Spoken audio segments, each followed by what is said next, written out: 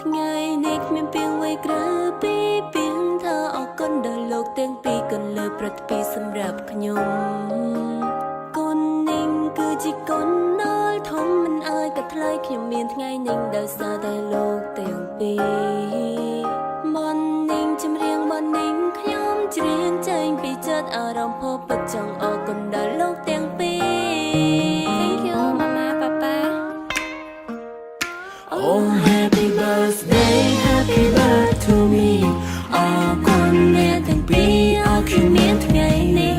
អរគុណក្រុមយ៉ាងនឹងកាដូពិសេសសម្រាប់ថ្ងៃនេះកាដូដ៏មានន័យចំរៀងថ្ងៃកំណាងច្រៀងជូនពរខ្លួនខ្ញុំ